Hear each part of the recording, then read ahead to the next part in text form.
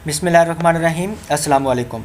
Last lecture में हमने instruction cycle को डिस्कस किया था, जिसके अंदर इंस्ट्रक्शन को फेच करना, उसको डिकोड करना और उसकी एग्जीक्यूशन तक हमने इन डिटेल चीज़ें डिस्कस की थी। आज का हमारा टॉपिक है इंटरप्ट्स।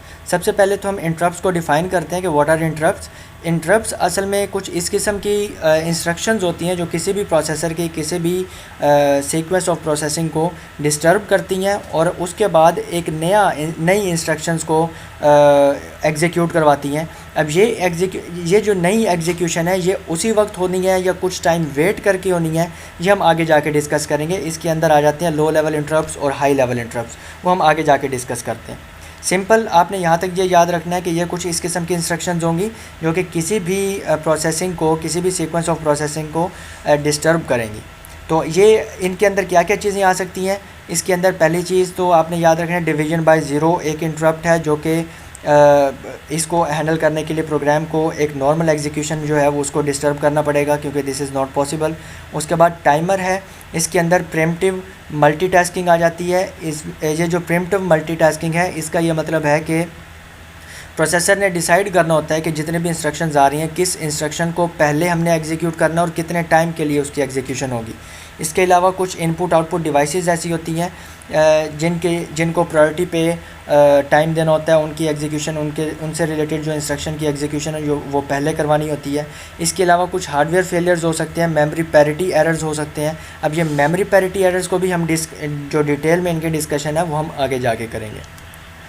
इसके बाद आ जाता है एक प्रोग्राम फ्लो कंट्रोल के डिफरेंट प्रोग्राम्स जो हैं वो नॉर्मल, ये नीचे हमने लिखा हुआ है नो इंटरप्ट्स। अगर इंटरप्ट कोई नहीं होगा तो फिर एक नॉर्मल प्रोग्राम की एग्जीक्यूशन कैसे होगी। सबसे पहले तो ये जो हमने लेफ़्ट साइड पे लिखा हुआ है ये हमारा कोई भी एक यूज़र है और वो कोई भी इंस्ट्रक्शन या कोई भी कमांड्स भेजता है किसी भी कंप्यूटर को। और ये जो इसी बॉक्स में राइट साइड पे है ये IO प्रोग्राम है कि कोई इंटरप्ट आया, किसी भी इनपुट आउटपुट डिवाइस ने हमारे रेगुलर प्रोग्राम को इंटरप्ट किया या फिर हमने कोई कमांड भेजी और प्रोग्राम जो हमारा प्रोसेसर था उसने इसको एग्जीक्यूट किया।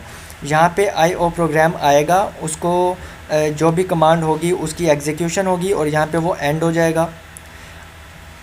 अब यहाँ पे देखें, यहाँ से अगर हम यूज़र स्टार्ट करता है और ये प्रोसेसर वेट करता है कि यूज़र आप जो प्रोसेसर है उसको कोई काम करने के लिए कमांड करता है। अब ये जो राइट लिखा हुआ है यहाँ पे असल में यूज़र उसको कमांड करता है और फिर प्रोसेसर की जो रूटीन है वो यहाँ पे आ जाती है और इस प्रोग्राम को वो अंडरस्टैंड करता है, इसको एग्जीक्यूट करता है और जब ये ख़त्म हो जाता है तो ये वापस वेटिंग लिस्ट पे चला जाता है कि जो यूज़र है उस पर फ़र्दर कोई कमांड ऐड करता है। जब यूज़र उस पर फ़र्दर कोई कमांड ऐड करता है ये दोबारा वापस चला जाता है IO प्रोग्राम पे, उसको डिकोड करता है, उसको एग्जीक्यूट करता है और जैसे ही उसकी एग्जीक्यूशन कंप्लीट होती है ये वापस वेटिंग मोड में आ जाता है और वेट करता है जब तक यूज़र उसको नई कमांड एंटर नहीं करता। इस पूरे केस के अंदर, इस पूरे सिनेरियो के अंदर हमारे पास कोई इंटरप्ट नहीं आया। एक सीक्वेंस के अंदर जब यूज़र ने उसको प्रोसेसर को कोई भी कमांड दी उसने उसको एग्जीक्यूट किया और वेट किया नेक्स्ट कमांड के लिए। इस जो पहले सिचुएशन थी इसके अंदर हमारे पास कोई इंटरप्ट्स अकर नहीं हुआ। ये जो सेकंड है इसको हम नाम देते हैं इंटरप्ट्स का और शॉर्ट IO वेट, कि जब भी इंटरप्ट आएगा उसको बग़ैर वेट किए फ़ौरन से उसको सॉल्व किया जाए, उसको वेट ज़्यादा ना करवाया जाए। अब इसके अंदर क्या होगा, सबसे पहले तो प्रोसेसर वेट करता है यूज़र का जब तक कोई उसको प्रोग्राम नहीं मिलता, जब तक उसको कोई कमांड नहीं मिलती। यहाँ पे उसको कमांड मिली और उसने IO प्रोग्राम को डिकोड किया, उसको एग्जीक्यूट किया और यहाँ पे वो कंप्लीट हुई तो वापस वेटिंग मोड में चला गया। जब प्रोसेसर वेट कर रहा था यूज़र की कमांड अप्लाई करने में तो यहीं पे हमारे पास एक इंटरप्ट जनरेट हुआ। अब इस इंटरप्ट क्योंकि हमने कह दिया कि ये शॉर्ट IO वेट है, इसके अंदर हमने इंटरप्ट को वेट नहीं करवाना, तो इसके अंदर क्या होगा कि यहाँ पे इंटरप्ट को हैंडल करने वाली जो रूटीन हमारे पास होगी या उसको सॉल्व करने वाला जो प्रोग्राम होगा, उसको इंटरप्ट को एग्जीक्यूट करने वाला जो प्रोग्राम होगा वो उसमें चला जाएगा और उसको हम नाम देते हैं इंटरप्ट हैंडलर का।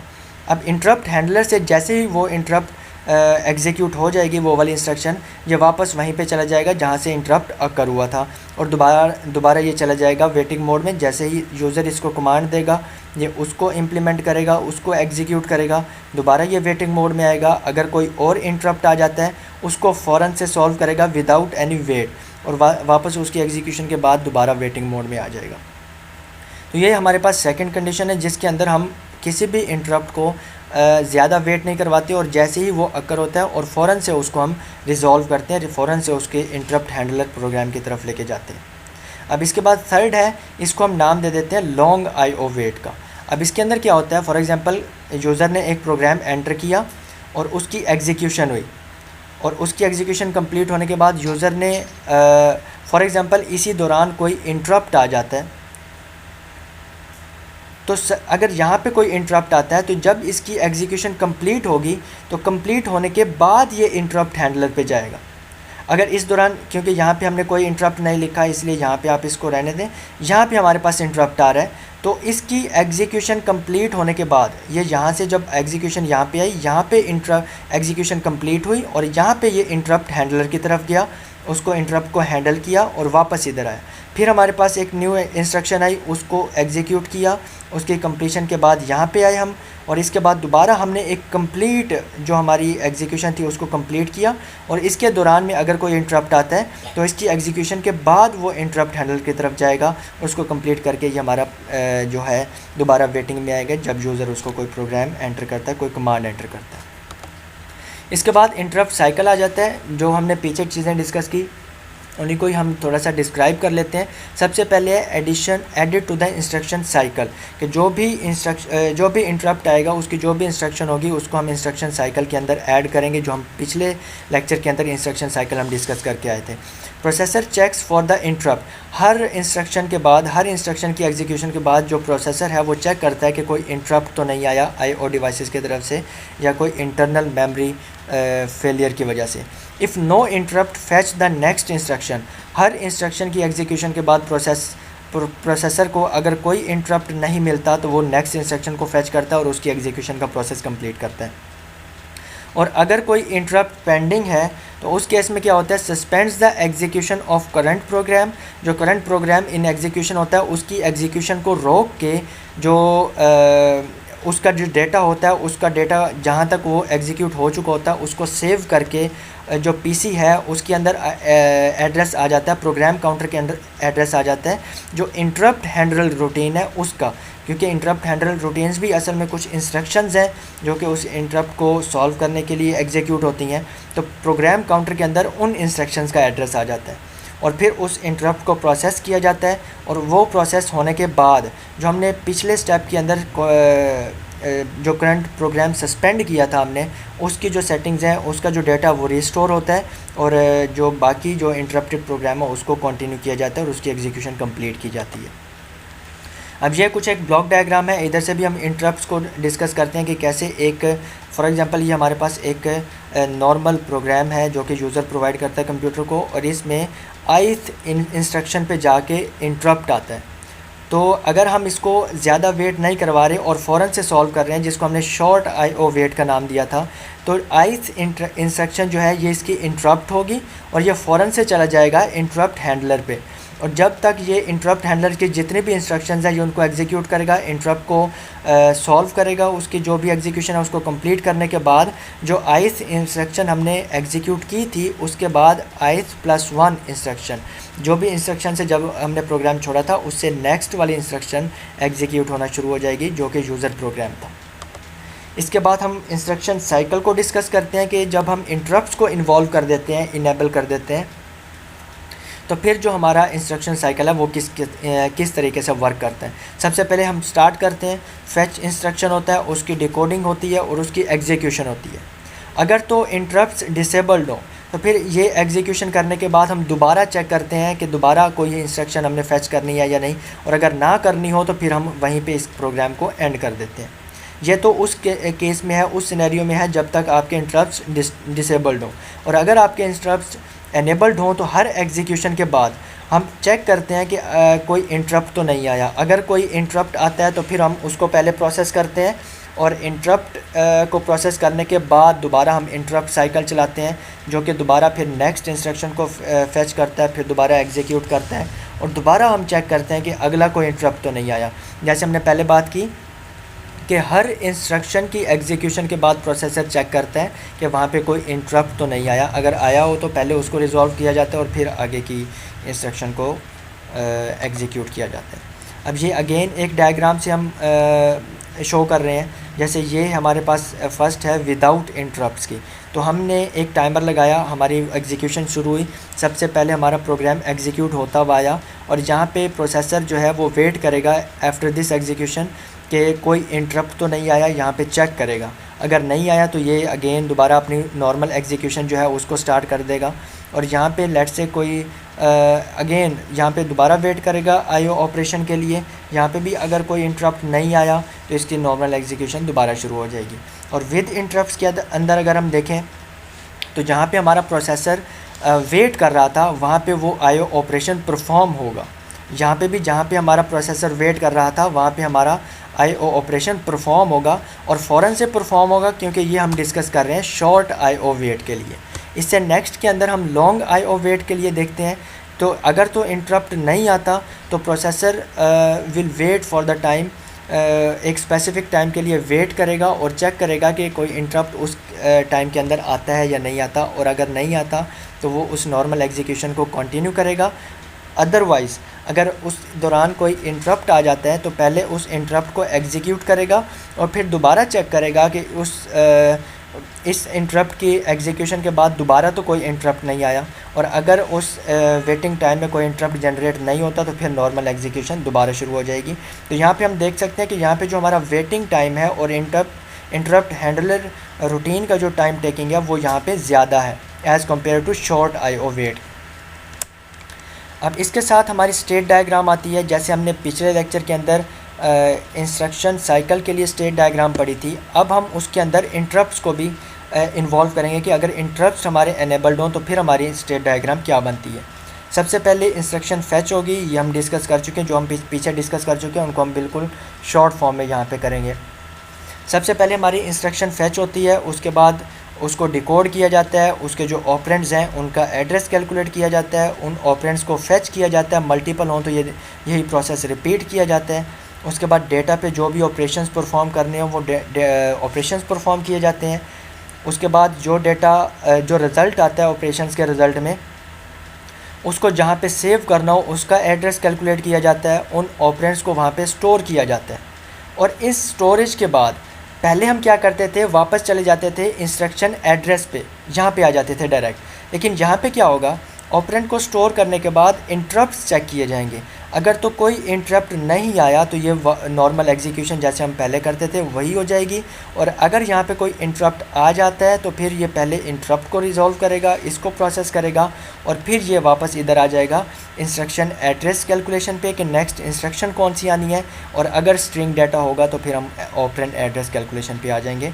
तो ये जो दो इसके अंदर ब्लॉक्स हैं, जो इंटरप्ट चेक है और इंटरप्ट प्रोसेस है, ये दो ब्लॉक्स इसके अंदर ऐड हो जाते हैं। तो यहाँ तक हमारा जो इंटरप्ट्स का साइकिल था वो जो हम कहते हैं कि नॉर्मल एग्जीक्यूशन है जो है इंस्ट्रक्शन की, उसके अंदर अगर हम इंटरप्ट्स को इन्वॉल्व कर दें तो हमारे पास कुछ चेंजिंग आती है, ये उसकी हमारे पास स्टेट डायग्राम है। इसके बाद मल्टीपल इंटरप्ट्स हैं, डिसेबल्ड इंटरप्ट्स, मतलब कि समटाइम्स ऐसा भी हो सकता है कि आप खुद से इंटरप्ट्स को डिसेबल कर दें और उसके बाद उसके अंदर क्या होगा कि कोई भी इंटरप्ट आएगा प्रोसेसर उसको जो है उसी वक्त एंटरटेन नहीं करेगा जब तक आप उनको एनेबल नहीं करते। तो इसके अंदर interrupts remain pending and are checked after the first interrupt has been processed. अगर तो आपने एनेबल किए हुए हैं तो जब तक पहला इंटरप्ट कोई भी प्रोसेसर उसको हैंडल कर रहा है, वो इंटरप्ट हैंडलिंग रूटीन के अंदर है, तो जो बाकी के इंटरप्ट हैं वो वेटिंग लिस्ट में रहेंगे और इंतज़ार करेंगे कि जब तक पहला इंटरप्ट जो है वो हैंडल नहीं हो जाता कम्प्लीटली, वो एग्जीक्यूट नहीं हो जाता। Interrupts handled in sequence as they occur, ये फर्स्ट वन है जिसके अंदर हम कोई प्रायोरिटी सेलेक्ट नहीं करते इंटरप्ट्स के बारे में। अब नेक्स्ट वन है जिसके अंदर हम कुछ प्रायोरिटीज़ को सिलेक्ट कर लेते हैं कि पहले कौन सा इंटरप्ट को हैंडल करेंगे, दूसरे नंबर पे कौन से इंटरप्ट को हैंडल करेंगे। जैसे हम एक इसकी एग्जांपल लेते हैं, अगर हम कोई भी प्रोसेसिंग कर रहे हो, अगर हम अपने कीबोर्ड से control plus alt plus delete की जो की है इनको प्रेस करते हैं तो हमारे पास सारी जो एग्जीक्यूशन है वो ख़त्म हो के हमारे पास एक डायलॉग बॉक्स अपीयर हो जाता है जिसके अंदर हम टास्क मैनेजर हमारे पास ओपन हो जाता है और उधर से हम कोई भी जो सिस्टम की ऑपरेशन है वहाँ से हम परफॉर्म कर सकते हैं। तो ये हमारे पास एक हाई प्रायोरिटी इंटरप्ट है कि चाहे आपका कंप्यूटर हैंग भी हो, वो उस तमाम एग्जीक्यूशन को स्किप करके आपका ये वाला जो इंटरप्ट है control plus alt plus delete की वाला इस इंटरप्ट को एग्जीक्यूट करेगा और आपको एक डायलॉग बॉक्स ओपन करके देगा। तो इस तरीके से हम प्रायोरिटीज़ को सेटल करते हैं कि किसी भी कंप्यूटर के अंदर किसी भी सीक्वेंस ऑफ एग्जीक्यूशन के अंदर जब कोई इंटरप्ट आता है तो पहले कौन सा इंटरप्ट हमने हैंडल करना है। जैसे यहाँ पे हमारे पास एक है मल्टीपल इंटरप्ट सीक्वेंस है, जिसके अंदर ये हमारे पास एक यूज़र प्रोग्राम है। फॉर एग्जांपल यहाँ पे हमारे पास एक इंटरप्ट आता है और ये पहला इंटरप्ट है, इसकी पहले हम इसको हैंडल करेंगे। इसके बाद ये इसका दूसरा इंटरप्ट आता है, इसको हमने इंटरप्ट हैंडलर वाई का नाम दे दिया। अब इसके अंदर क्योंकि एक ही पॉइंट पे आ रहे हैं तो यहाँ पे हम प्रायोरिटी सेलेक्ट करेंगे कि इसके अंदर पहले इंटरप्ट हैंडलर एक्स ही एग्जीक्यूट होगा और दूसरे नंबर पे इंटरप्ट हैंडलर वाई एग्जीक्यूट होगा। और जब ये कंप्लीट हो जाएंगे तो फिर हम नॉर्मल प्रोग्राम की एग्जीक्यूशन की तरफ वापस चले जाएंगे। अब यहाँ पे आता है नेस्टेड इंटरप्ट्स। फॉर एग्ज़ाम्पल एक इंटरप्ट को आप हैंडल कर रहे थे और उसी के अंदर एक हायर प्रायोरिटी इंटरप्ट आ गया, तो हम उसकी जो हैंडलिंग रूटीन है उसको कैंसिल करके हम पहले उस हायर प्रायोरिटी इंटरप्ट की तरफ चले जाएंगे और पहले उस हायर प्रायोरिटी इंटरप्ट को हैंडल करेंगे। और उसको हैंडल करने के बाद उसकी एग्जीक्यूशन कंप्लीट करने के बाद वापस जो प्रीवियस इंटरप्ट हम हैंडल कर रहे थे उस पे आएंगे और उसकी जितनी भी एग्जीक्यूशन वापस रहती थी उसको कंप्लीट करने के बाद फिर हम जो नॉर्मल एक यूज़र प्रोग्राम था उसकी तरफ रिटर्न करेंगे। अब यहाँ पे हम कुछ टाइम को डिस्कस करते हैं कि कैसे मल्टीपल इंटरप्ट्स के अंदर टाइम इन्वॉल्व होता है। फॉर एग्जांपल ये हमारे पास टाइम 0 था जहाँ पे हमने प्रोग्राम एग्जीक्यूशन शुरू की। अब इसकी एग्जीक्यूशन के बाद यहाँ पे हमारे पास था टाइम 0 और at time t 10 seconds, let's say हम सेकेंड्स में काउंट कर रहे हैं, तो जहाँ 10 सेकेंड्स पे हमारे पास कोई इंटरप्ट आया तो ये जो प्रिंटर ISR, यहाँ पे ISR जो है इंटरप्ट सर्विस रूटीन है, कि जो भी इंटरप्ट आ रहा है उसको हम सर्विस कर रहे हैं, उसकी हम एग्जीक्यूशन कर रहे हैं।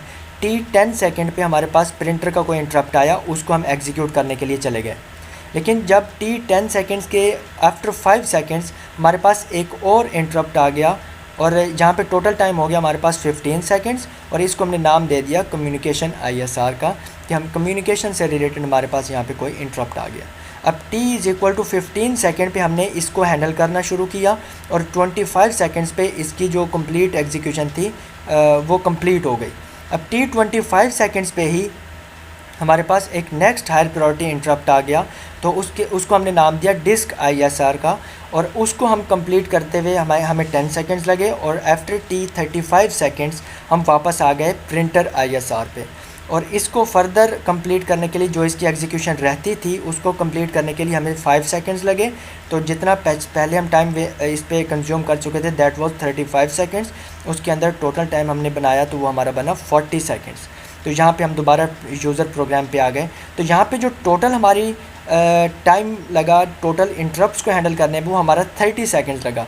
जो पहले 10 सेकेंड्स थे वो हमारा यूज़र प्रोग्राम को एग्जीक्यूशन में लगा और इसके दौरान जो हमारे इंटरप्ट आए वो हमारे 30 सेकेंड्स के इंटरप्ट आए और 30 सेकेंड्स की एग्जीक्यूशन के बाद दोबारा हम यूज़र प्रोग्राम पे वापस आए। तो यहाँ तक हमारे जो है मल्टी लेवल जो इंटरप्ट्स हैं वो भी हमारे कवर हो जाते हैं। उनका जो बेसिक कॉन्सेप्ट है कि कैसे उनको हैंडल किया जाता है, जो जहाँ पे हम इंटरप्ट की प्रायोरिटीज़ सेलेक्ट करते हैं उनके अंदर एग्जीक्यूशन कैसी होती है, एक इंटरप्ट को उसके अंदर नेस्टेड इंटरप्ट को कैसे हम हैंडल करते हैं। तो इनसे रिलेटेड अगर आपका कोई भी क्वेश्चन हो तो आप कमेंट बॉक्स में पूछ सकते हैं। इंशाल्लाह नेक्स्ट लेक्चर के अंदर हम सिस्टम इंटरकनेक्शंस को डिस्कस करेंगे कि सिस्टम के जो कंपोनेंट्स हैं वो आपस में इंटरकनेक्टेड कैसे होते हैं। इंशाल्लाह नेक्स्ट लेक्चर में हम ये चीज़ डिस्कस करेंगे। टिल देन अल्लाह हाफिज़।